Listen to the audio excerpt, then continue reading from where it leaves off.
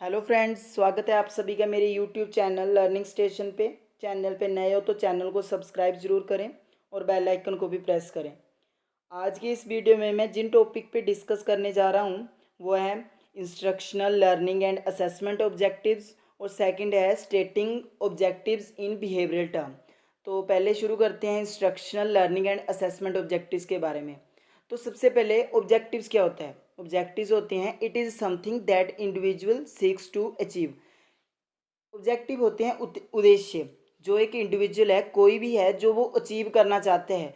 जैसे मेरा कोई डेली का ऑब्जेक्टिव है, उद्देश्य है कि आज मैंने ये वाला टॉपिक कवर करना है, तो वो है हमारा उद्देश्य, हमारा ऑब्जेक्टिव। ये शॉर्ट टर्म होते हैं, ये स्पेसिफिक होते हैं, इमीडिएट होते हैं, अटेनेबल होते हैं और मेजरेबल भी होते हैं। ऑब्जेक्टिव्स है जो, ये एक तो शॉर्ट टर्म होते हैं, इनका टाइम पीरियड ज़्यादा लंबा नहीं होता, ये शॉर्ट टर्म होते हैं, स्पेसिफिक होते हैं, किसी स्पेसिफिक सब्जेक्ट को रिलेटेड होते हैं, किसी नॉलेज से रिलेटेड, किसी कॉन्सेप्ट से रिलेटेड होते हैं, अटेनेबल होते हैं। जो ऑब्जेक्टिव्स होते हैं वो अटेनेबल होते हैं ईजिली, मीन्स उन्हें अटेन करना इतना डिफिकल्ट नहीं होता है। वेरियस ऑब्जेक्टिव्स मिल के क्या बनाते हैं, हमारा गोल बनाते हैं। जो गोल होता है वो लॉन्ग टर्म होता है और ऑब्जेक्टिव्स क्या है, ये शॉर्ट टर्म होते हैं। उसके बाद है मेजरेबल। जो ऑब्जेक्टिव है ये मेजरेबल होते हैं। जैसे हमारा कोई चैप्टर है, हम टीचर ने ऑब्जेक्टिव सेट किए कि बच्चा ये करने में सक्षम हो जाएगा, ये करने में सक्षम हो जाएगा, उसके उद्देश्य थे, वो उसके ऑब्जेक्टिव थे जो टीचर ने सेट किए थे। अगर बच्चा उन ऑब्जेक्टिव्स को फुलफिल करता है तो टीचर उसको मेजर कर सकता है कि हाँ मेरे ऑब्जेक्टिव्स फुलफिल है। उसके बाद है हमारे पास इंस्ट्रक्शनल ऑब्जेक्टिव्स। तो इंस्ट्रक्शनल ऑब्जेक्टिव्स क्या होते हैं? An instructional objective is a statement that will describe what the learner will be able to do after completing the instruction. Means जो बच्चे को इंस्ट्रक्शन दी है उसके बाद बच्चा क्या करने में सक्षम हो जाएगा, वो होते हैं हमारे इंस्ट्रक्शनल ऑब्जेक्टिव्स। कि बच्चे को क्या करना चाहिए या वो क्या करेगा। जो रॉबर्ट मैगर है उन्होंने इंस्ट्रक्शन ऑब्जेक्टिव की डेफिनेशन दी। उनके अनुसार इंस्ट्रक्शन ऑब्जेक्टिव्स है कलेक्शन ऑफ वर्ड्स एंड और pictures intended to let other know what you intend for your students to achieve. Means कि क्या है, कलेक्शन ऑफ वर्ड्स है, वही हो गया कि स्टेटमेंट है जिससे पता चलता है कि दूसरों को कि आप अपने बच्चों में या आप अपने स्टूडेंट्स में को क्या अचीव करवाना चाहते हो या उनमें क्या सुधार लाना चाहते हो। जो इंस्ट्रक्शनल ऑब्जेक्टिव्स है, अगर इनकी फीचर्स या इनकी करेक्टरिस्टिक्स देखें तो ये क्या है, ये स्पेसिफिक होते हैं, मेजरेबल होते हैं और शॉर्ट टर्म होते हैं। सेकंड है, ये इंडिकेट करते हैं डिज़ायरेबल नॉलेज, स्किल्स और एटीट्यूड्स। मीन्स बच्चे में क्या नॉलेज आई, बच्चे में क्या एटीट्यूड चेंज हुआ, क्या उसने उसमें स्किल की डेवलपमेंट हुई। उसके बाद है focal point of lesson plan. जो इंस्ट्रक्शनल ऑब्जेक्टिव है ये फोकल पॉइंट होते हैं लेसन प्लान का। मीन्स टीचर पहले सेट करता है अपने इंस्ट्रक्शन ऑब्जेक्टिव्स को, उद्देश्य को, कि बच्चा ये करने में सक्षम होगा या बच्चे को ये करना चाहिए या बच्चा ये करेगा, क्या बच्चा ये करेगा। उसके बाद है guides teaching learning and assessment. जो इंस्ट्रक्शनल ऑब्जेक्टिव है ये टीचिंग को भी गाइड करते हैं, लर्निंग को भी गाइड करते हैं और असेसमेंट को भी गाइड करते हैं। कैसे? एक तो ये टीचर को बताता है कि बच्चा क्या करेगा, लर्निंग में ये बच्चे को बताता है कि बच्चा ये करने में सक्षम होना चाहिए। उसके बाद असेसमेंट में ये हेल्पफुल होता है कि क्या बच्चे ने वो जो ऑब्जेक्टिव्स थे, जो स्पेसिफिक ऑब्जेक्टिव्स थे, क्या वो अचीव किए। उसके बाद है focus on learner note the teacher. जो इंस्ट्रक्शन ऑब्जेक्टिव्स है इसमें मेन फोकस किस पे होता है, लर्नर पे होता है। क्योंकि जो टीचर बना रहा है ना इंस्ट्रक्शन ऑब्जेक्टिव्स, वो क्या देखता है, अपने लर्नर को देखता है कि बच्चा ये करने में सक्षम होगा या बच्चा ये कर सकेगा, बच्चा नॉलेज गेन कर लेगा, नॉलेज को कंस्ट्रक्ट कर लेगा। तो इसमें क्या है, जो इंस्ट्रक्शन ऑब्जेक्टिव है इसमें स्पेसिफिक बिहेवियर होता है, नॉट वैग्यू बिहेवियर। मीन्स जो बिहेवियर है ऐसे नहीं है कि आपने किसी बच्चे को कोई कंसेप्ट पढ़ाया तो उसको सिर्फ ऐसे ही पता। जैसे आपने वातावरण के बारे में पढ़ाया तो आप बोलोगे कि बच्चा वातावरण को डिफाइन करने में सक्षम हो जाएगा या वो वातावरण को क्या एक्सप्लेन कर देगा। वो ऐसे उसके ऑब्जेक्टिव्स नहीं होंगे। उसका बिहेवियर है जो वो स्पेसिफिक होगा। ऐसे नहीं है, उसमें ऐसे होगा कि हाँ वातावरण के विभिन्न पार्ट्स को अलग अलग से कौन सा नॉलेज में आ रहा है, कौन सा अंडरस्टैंडिंग में आ रहा है, कौन सा एप्लीकेशन में आ रहा है, ऐसे उनको एक्सप्लेन करने में सक्षम होगा। उसके बाद है जो इंस्ट्रक्शन ऑब्जेक्टिव है इनमें वर्ब्स यूज होती है, टू नो, टू अंडरस्टैंड। जैसे कि टीचर अगर ऑब्जेक्टिव्स फॉर्म करता है तो वो ऐसे करेगा कि what should student have to know या हैव टू अंडरस्टैंड। मीन्स जिसमें एक्शन वर्ब्स ऐसी यूज हो रही है कि टू नो, टू अंडरस्टैंड। उसके बाद है हमारे लर्निंग ऑब्जेक्टिव्स। तो लर्निंग ऑब्जेक्टिव्स क्या होती हैं? Learning objectives is statement that describe what student will expected to learn by the end of the school. ये एक स्टेटमेंट होती है जो बताती है कि जो बच्चा है वो क्या लर्न कर सकता है, मीन्स एक्सपेक्टेशंस बताती है कि बच्चा ये लर्न कर सकेगा at the end of the course. Instruction objectives और learning objectives some but synonyms है, बट इनके मीनिंग थोड़े थोड़े एक दूसरे से डिफरेंट है। उसके बाद है जो ये लर्निंग ऑब्जेक्टिव्स है are the statements that define the expected goal of curriculum, कि जो करिकुलम का गोल है जो टीचर ने सेट किया है कि हाँ, या हमारी अथॉरिटी ने सेट किया है या कमेटी ने, एजुकेशन कमेटी ने सेट किया है कि इस करिकुलम से बच्चे में ये डेवलपमेंट आएगी, तो वो है कि that define the expected goal of curriculum. जो ये लर्निंग ऑब्जेक्टिव्स है इन्हें लर्निंग आउटकम्स भी बोलते हैं, ये बेंचमार्क्स भी बोलते हैं और लर्निंग टारगेट भी बोलते हैं। अभी बेंचमार्क्स होता है कि हाँ, कोई बच्चा है उसने इतनी अचीवमेंट करी तो वो बेंचमार्क सेट कर दिया, तो टीचर की एक्सपेक्टेशंस होती है कि जो मेरी क्लास का ये बच्चा है ये शायद उस बेंचमार्क को क्रॉस कर सके या क्रॉस कर लेगा। उसके बाद है लर्निंग ऑब्जेक्टिव्स की कैरेक्टरिस्टिक्स या फीचर्स। तो लर्निंग ऑब्जेक्टिव्स क्या होते हैं? ये ब्रीफ होते हैं, क्लियर होते हैं और स्पेसिफिक होते हैं। मीन्स टीचर ने स्पेसिफाई किए होते हैं अलग अलग सब्जेक्ट्स के कि बच्चा ये कर लेगा, बच्चे एक्सपेक्टेशन जो बच्चा कर सकता है कि इसके आउटकम क्या निकलेंगे, इसके रिजल्ट्स क्या आएंगे। आउटकम होता है रिजल्ट, कि बच्चा इस करने के बाद उसमें जो बदलाव आया, उसमें जो नॉलेज की कंस्ट्रक्शन हुई।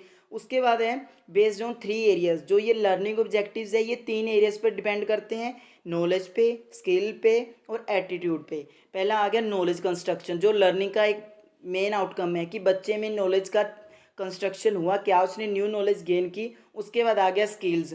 स्किल्स में आ गया हैंडलिंग, या फिर क्या बोलते कोई गेम खेल रहे हैं, गेम खेलने में उसमें उसने कितनी मास्टरी कर ली है।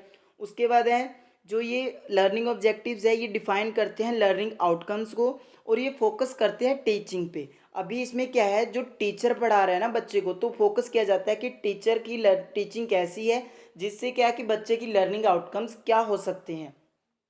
ये टीचर और लर्नर दोनों पे फोकस करता है। इसमें जो वर्ब्स यूज़ होती हैं वो होती है स्टेट, एक्सप्लेन, लिस्ट, डिस्क्राइब। जैसे अगर ऑब्जेक्टिव्स फॉर्म कर रहा है टीचर तो ऐसे करेगा कि student is able to state this, या एक्सप्लेन, स्टूडेंट इज़ एबल या children are able to explain environment या इन्वायरमेंट पोल्यूशन या कुछ भी। उसके बाद है हमारा नेक्स्ट है असेसमेंट ऑब्जेक्टिव्स। तो असेसमेंट ऑब्जेक्टिव्स क्या होते हैं? इसमें फर्स्ट है हमारे पास इसकी डेफिनेशन में, what kind of task will reveal whether students have achieved the learning objectives. Means कोई ऐसा टास्क जिससे पता चले कि जो बच्चे ने लर्निंग की है उसके जो ऑब्जेक्टिव्स है क्या उसने वो अचीव कर लिए।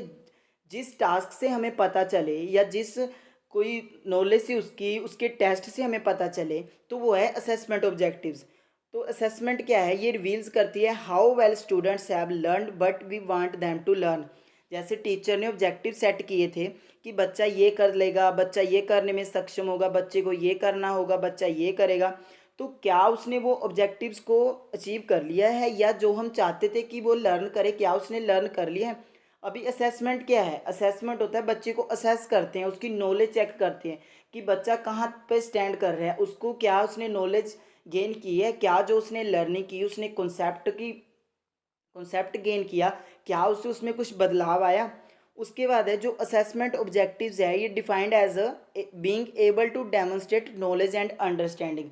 मीन्स जो बच्चा है वो अपनी नॉलेज को क्या एक्सप्लेन करने में सक्षम है। तो जो ऑब्जेक्टिव्स है ये बताते हैं, ये दर्शाते हैं कि जो बच्चा है वो एबल हो जाएगा डेमोन्स्ट्रेट करने में नॉलेज को, अपनी अंडरस्टैंडिंग को, कि वो बता सकता है दूसरों को कि जो जो उसके पास नॉलेज है। अभी असेसमेंट ऑब्जेक्टिव्स की अगर करैक्टरिस्टिक्स देखें या इसकी फीचर्स देखें तो इसमें फर्स्ट है assessment objectives are use to make inference about the learning and the development of students. अभी असेसमेंट ऑब्जेक्टिव्स है तो इसमें क्या है, बच्चे को असेस कर रहे हैं, उससे पता चलता है उसकी लर्निंग के बारे में, उसकी नॉलेज की, क्या उसने नॉलेज की कंस्ट्रक्शन की है। उसके बाद है जो असेसमेंट ऑब्जेक्टिव्स है ये लॉन्ग टर्म ऑब्जेक्टिव्स होते हैं as compare to learning and instructional objectives. Means ऐसे नहीं कि ये वाले ऑब्जेक्टिव्स ज़्यादा लॉन्ग टर्म होते हैं लाइक गोल्स, ये होते हैं थोड़े, मतलब इनका जो टर्म्स है वो लर्निंग ऑब्जेक्टिव और इंस्ट्रक्शन ऑब्जेक्टिव से थोड़ा ज़्यादा होता है। उसके बाद है ये यूज्ड किए जाते हैं to gather information about the student performance. अभी बच्चे को असेस कर रहे हैं तो ऑब्वियसली इससे हमें बच्चे की परफॉर्मेंस के बारे में पता चलेगा, हमें इन्फॉर्मेशन मिलेगी कि बच्चा कैसे परफॉर्म कर रहा है। उसके बाद है जो असेसमेंट ऑब्जेक्टिव्स है इसका यूज़ करते हैं हम ऑब्जेक्टिव्स, जैसे ऑब्जेक्टिव्स फॉर सिलेक्शन असेसमेंट। अभी किसी की सिलेक्शन कर रहे हैं तो उसको असेस करते हैं ना, उसकी नॉलेज चेक करते हैं कि बच्चे के पास कितनी नॉलेज है, या कोई जॉब के लिए आया तो उसके पास कितनी नॉलेज है, उसी बेसिस पे उसकी सिलेक्शन होती है। उसके बाद है डेवलपमेंट, मतलब जो असेसमेंट है उससे पता चलता है कि बच्चे की ग्रोथ कैसी है, अगर कोई कमी है तो टीचर उसको रेमेडियल टीचिंग देगा तो उसकी डेवलपमेंट में भी हेल्पफुल होगी। उसके बाद है assessment objectives of career assessment, कि बच्चे की, जिससे हम बच्चे को असेस कर रहे हैं, हमें पता चल रहा है कि बच्चे के पास कौन से सब्जेक्ट की ज़्यादा नॉलेज है या कौन से सब्जेक्ट में उसका इंटरेस्ट है, तो उस बेसिस पे हम उसे करियर की गाइडेंस भी दे सकते हैं। उसके बाद है जो असेसमेंट ऑब्जेक्टिव्स है ये फोकस करती है लर्नर पे। अभी असेसमेंट किसकी हो रही है तो लर्नर की, तो ऑब्वियसली इसका फोकस किस पे है, लर्नर पे। उसके बाद है ये क्लियर होती है, एक्यूरेट होती है, बट मे और मे नॉट बी स्पेसिफिक। ऐसे नहीं है कि असेसमेंट स्पेसिफिक हो कि किसी एक ही सब्जेक्ट की हो, ये वेरियस सब्जेक्ट को भी इंक्लूड कर सकती है, किसी एक को भी इंक्लूड कर सकती है। उसके बाद है स्टेटिंग ऑब्जेक्टिव्स इन बिहेवियरल टर्म्स, जो हमारा सेकंड टॉपिक है। तो इसमें क्या है, ये है हमारी ब्लूम्स टैक्सोनॉमी। ब्लूम्स टैक्सोनॉमी की मैंने ऑलरेडी वीडियो अपलोड कर दी है, आपने नहीं देखे तो मैं उसका लिंक डिस्क्रिप्शन बॉक्स में मेंशन कर दूंगा, आप वहाँ जाके देख सकते हो। पर फिर भी हम इसके ऑब्जेक्टिव्स के बारे में थोड़ा डिस्कस कर लेते हैं। सबसे पहले है इसमें कोग्निटिव ऑब्जेक्टिव्स, सेकंड है अफेक्टिव ऑब्जेक्टिव्स, थर्ड है साइकोमोटर ऑब्जेक्टिव्स। तो कोग्निटिव ऑब्जेक्टिव्स में क्या है हमारे पास, सबसे पहले है कोग्निटिव ऑब्जेक्टिव्स है क्या, जो हमारी मेंटल से रिलेटेड है। ये ऑब्जेक्टिव्स क्यों डिज़ाइन किए थे, to increase individuals knowledge, understanding, awareness और इंसाइट। मीन्स हमारे मेंटल से रिलेटेड है तो हमारी नॉलेज को डेवलप करने के लिए, हमारी अंडरस्टैंडिंग को, हमारी इंसाइट को। इसमें हमारे पास सबसे लोअर लेवल पे है नॉलेज, फिर है कॉम्प्रिहेंशन, फिर है एप्लीकेशन, फिर है एनालिसिस, फिर है सिंथेसिस, फिर है इवेल्युएशन। नॉलेज में है, इसका ऑब्जेक्टिव है रिमेम्बरिंग और रिकॉलिंग इन्फॉर्मेशन। मीन्स बच्चा रिमेंबर करने में और रिकॉल करने में इन्फॉर्मेशन को करने लगेगा। उसके बाद है comprehension, the ability to attain meaning from information. उसके बाद है application, ability to use information. उसके बाद है analysis, ability to break info into parts to understand better. जैसे कोई कॉन्सेप्ट उसको नहीं समझ आ रहा है, कोई इन्फॉर्मेशन, कोई नॉलेज उससे नहीं गेन हो रही है, तो उसको पार्ट्स में डिवाइड करके उस नॉलेज को इजीली ग्रैस्प कर सकता है। उसके बाद है सिंथेसिस, सिंथेसिस में जो वो उसके पास नॉलेज है उसको कंस्ट्रक्ट करके एक न्यू नॉलेज या न्यू आइडिया जनरेट करे। उसके बाद है इवेल्युएशन, जिसमें क्या है एबिलिटी टू चेक और टू जज, कि जो उसने नॉलेज कंस्ट्रक्ट की वो कितनी सही है या कितनी गलत है। तो ये जो टैक्सोनॉमी थी कोग्निटिव वाली, ये रिवाइज हुई थी 2001 में, बुक पब्लिश हुई थी, उसमें इसका डिस्क्रिप्शन दिया गया था। तो उसमें उन्होंने क्या बताया था, थोड़ा सा चेंज था इसमें लास्ट 2 पॉइंट्स पे। मीन्स जो लास्ट था इसमें हायर लेवल जो फर्स्ट थी उसमें इवैल्यूएशन था, उन्होंने क्या बोला कि इवैल्यूएशन से बाद क्या है क्रिएट होता है, सिंथेसिस होती है, तो synthesis should be the last one. तो इसमें फर्स्ट क्या है हमारे पास, remember using memory to recall facts. Second है अंडरस्टैंड, वही है हमने जो पीछे लिखा उसको इन्होंने नाउन टू वर्ब में चेंज कर दिया। अभी वर्ब्स में हमारे पास हमने उसको ऑब्जेक्टिव्स की फॉर्म में लिखना है कि बच्चा ये करने में होगा, सक्षम होगा ये करने में, बाकी सेम वही है, आप एक बार देख लेना इसको। उसके बाद है हमारे पास अफेक्टिव ऑब्जेक्टिव्स। तो अफेक्टिव है related to our heart, our feelings. तो ये डिज़ाइन क्यों हुए थे objectives, to change individual attitudes. Means उनका देखने का नज़रिया, उनकी अभिवृत्ति, उनका अफेक्शन किसी चीज़ को लेकर, उनका एटीट्यूड, उनकी हैबिट्स, उनकी वैल्यूज़, मतलब हमारे हार्ट से रिलेटेड है ना, तो इसका मेन फोकस हमारी फीलिंग्स पे है। तो इसमें फर्स्ट है हमारे पास रिसीविंग, सेकंड है रिस्पोंडिंग, थर्ड है वैल्यूइंग, फोर्थ है ऑर्गेनाइजेशन और फिफ्थ है करेक्टराइजेशन बाय वैल्यू।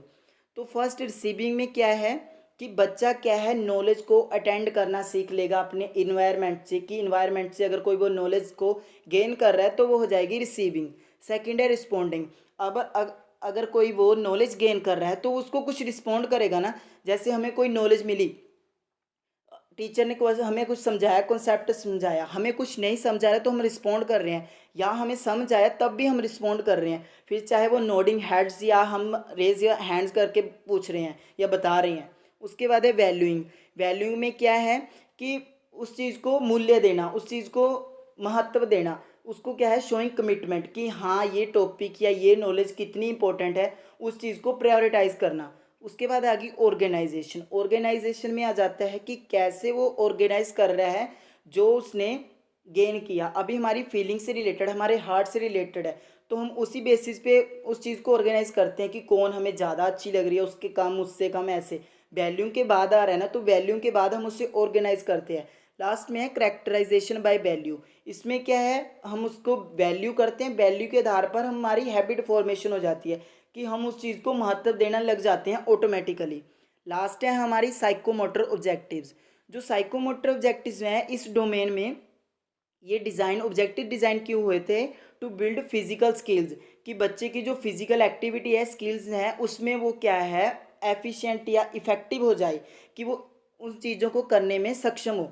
उसमें क्या है, जो बेरी साइकोलॉजिस्ट थे उन्होंने अलग अलग दी, उनकी कंबाइन करके जो लिखी है, मैंने 4 लिखी हैं। उसमें फर्स्ट है हमारे पास ऑब्जर्विंग, सेकंड है इमिटेटिंग, थर्ड है हमारे पास प्रैक्टिसिंग, और फोर्थ है हमारे पास अडेप्टिंग।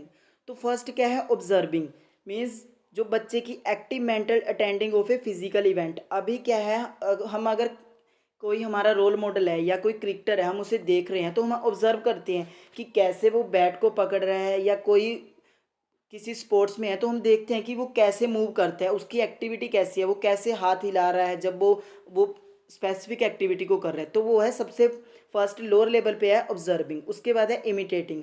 ऑब्जर्व करने के बाद हम उस चीज़ को इमिटेट करने लग जाते हैं। तो ये जो साइकोमोटर ऑब्जेक्टिव्स में है, इसमें यही है कि बच्चा क्या है अटेम्प्ट करेगा to coping the physical behaviour, जो भी जिसको भी वो फॉलो कर रहा है। उसके बाद है प्रैक्टिसिंग। इमिटेट करने के बाद वो उस चीज़ को प्रैक्टिस करने लग जाएगा कि रिपीट करेगा। लास्ट है अडेप्टिंग। अडेप्टिंग में क्या होगा कि वो जो लर्नर है या चिल्ड्रन है उसमें वो स्किल आ जाएगी, पर उसमें क्या है फाइन ट्यूनिंग होगी, तो उसमें थोड़ी सी एडजस्टमेंट से वो परफेक्शन ले आएगा कि क्या कमी रहेगी है। इसी के साथ हमारा आज का ये टॉपिक ख़त्म होता है। तो आज हमने पढ़ा instruction objectives, learning objectives, assessment objectives और स्टेटिंग ऑब्जेक्टिव्स इन बिहेवियरल टर्म्स। आपने इनको इसी फ्लो में लिखना है कि सबसे पहले ऑब्जेक्टिव्स बता दिया और लास्ट में हर क्वेश्चन के कंक्लूजन देना जरूरी है। 2 मार्क्स क्या है हमें कंक्लूजन के मिलते हैं। तो आज के लिए सिर्फ इतना ही था। वीडियो अच्छी लगी हो तो वीडियो को लाइक और शेयर ज़रूर करें। Thanks for watching.